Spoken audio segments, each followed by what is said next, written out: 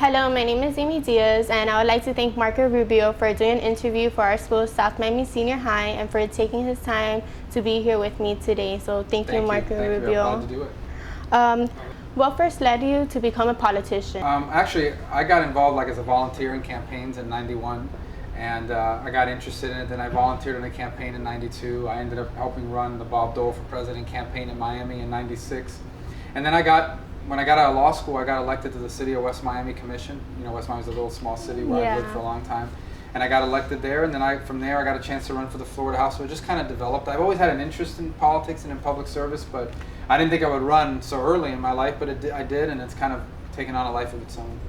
What was the first political office that you held? The City of West Miami Commission. Actually, before that I had been appointed to the Code Enforcement Board in West Miami, but the first office that I was elected to was the City of West Miami Commission, and that was in 1998.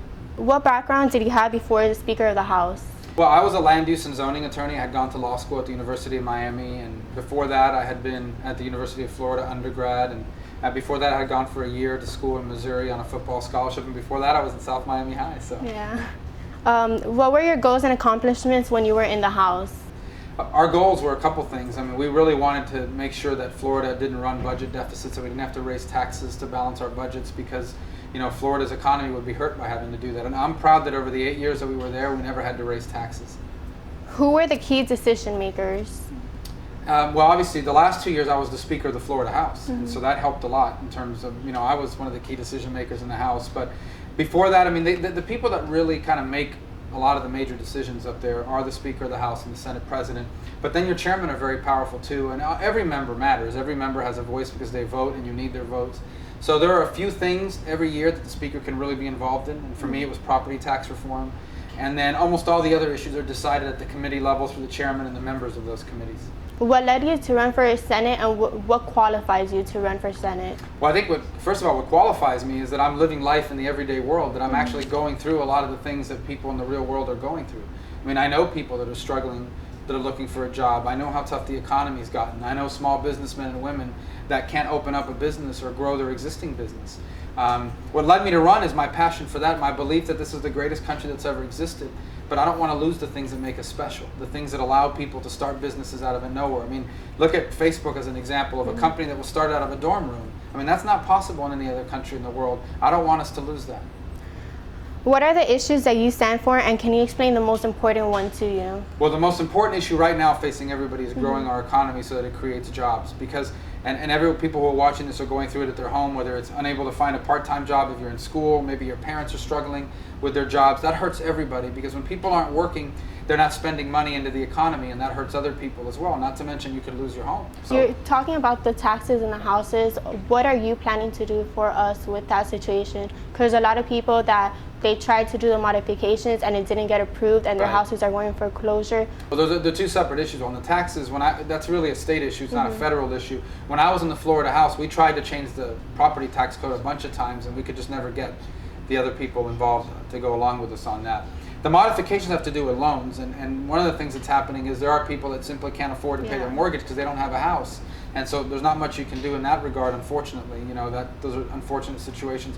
But other times there are people that want to stay in the house and they want to work something out with the bank, and the banks are not being cooperative too often.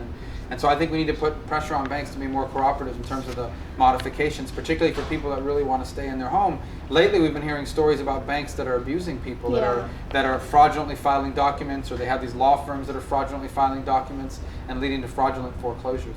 How much have you spent on campaigning, and how is your campaigning going? Well, we've spent a lot already. I think it's up to $15 million because we're doing a lot of TV ads. I think it's going great. I mean, we're all over the state. We're hardly ever down here anymore except when we're campaigning.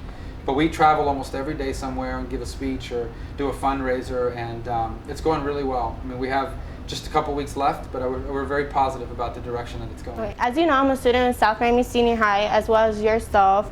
What influence did South Miami Senior High have on your career? A lot of, kind of the two things I really learned in South Miami. The first is when you go to a school like South Miami, I know it's still like that, you go to school with people from all different kinds of backgrounds. You go to school with kids who are immigrants. You go to school with kids that are struggling because their home life may not be good. You go to school with kids whose parents are doing very well economically. You go to school with a wide variety of people, not just from different racial and ethnic backgrounds, but socioeconomic backgrounds. And that really helped me to appreciate the different challenges that people face. And I'm glad that I was able to go to school and grow up in an environment like that, because I think it exposed me to things that sometimes other kids don't get to see because they're in a different environment. As far as the influences that I had, my greatest recollections of high school are things that I would give anything to go back. I always tell people I would give anything to be in high school just one more day. It's particularly during the fall when it's football season. We had great teams when I was at South Miami. And you learn a lot about teamwork and about competition. And those lessons are still lessons that I carry with me, even now in the political realm. Were you in any sports? Yeah, activities? I was on the football team from 87 to 89. And in fact, as I told you, Coach Washington, who now coaches high school football, was one of my teammates. He was a senior when I was a junior. We had a really good team. And to this day, we lost to Carroll City that year in the playoffs. And to this day, I have nightmares about that game. I still, maybe once a month, dream that we're back in that game, and maybe he does too. You'll have to ask him. It was a bad game for us. I will ask him. It was a great season for South Miami. Were you in any clubs or like organizations? Not really. We had Civitan there. Do they still have that? No, I don't know what that is. Old. Well, but largely it was taken up by, when we were in football, it was year round, because you were either off-season training or you were on the team during the season. And that's where a lot of my friends, even to this day, a lot of my friends are from the team. I run into them all the time, whether it's firefighters, some are police officers, a couple of teachers, and at least one is your coach over there. Did you ever think about running for like class president or something? I really didn't. I wasn't into that when I was in high school, and I'm not saying there's anything wrong with being into it, but I was just so focused on the sports stuff and on our friends and things like that. Sometimes I regret not doing it, but I think I've made up for it since. As a student in public education, as well as yourself, what is your opinion on public education, and do you agree with like continuing and expanding public education? Well, first of all, public education is important. I'm a supporter of choices. I think that our parents should have choices. I know South Miami has had magnet programs that people can go to that school, or other schools that there's a particular magnet program they want to be involved in. But I think public education is important. It's largely a state issue, not a federal one. But I really believe in parental choice. And the other thing that I think I'm a little disturbed a little bit by is that there's a lot of good success stories in public education. We always hear about the schools that are not doing well and the students that are not doing well. But we have some really good schools and really good programs in our public education system that I would hold up to anything that the private schools are offering. And I don't think enough is being told about those. What advice would you give to students who are interested in becoming future politicians?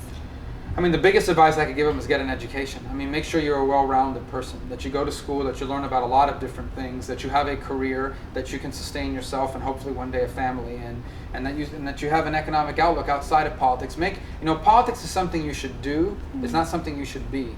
My advice to people is that politics should be a career that you're in for a period of time, but it shouldn't be the center of your life. It shouldn't be the only thing you're known for, the only thing you accomplish. I really believe that'll make you a better public servant in our republic. What kind of memories do you have in South Miami Senior High besides like the football and besides like the class stuff? I have a lot of memories about South Miami that are special.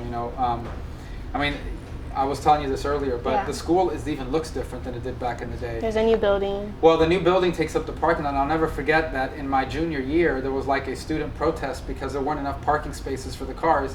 And now I'm thinking, well, how do they do it now? They don't have any parking spaces left. No, we have a lot. Yeah, where are they? In the garage? They're still in the back. Yeah, we don't have a garage. Back then there wasn't enough even. I remember they restriped the lines. So if you guys look at the archives, you'll find that there was like a student walkout one day because of that.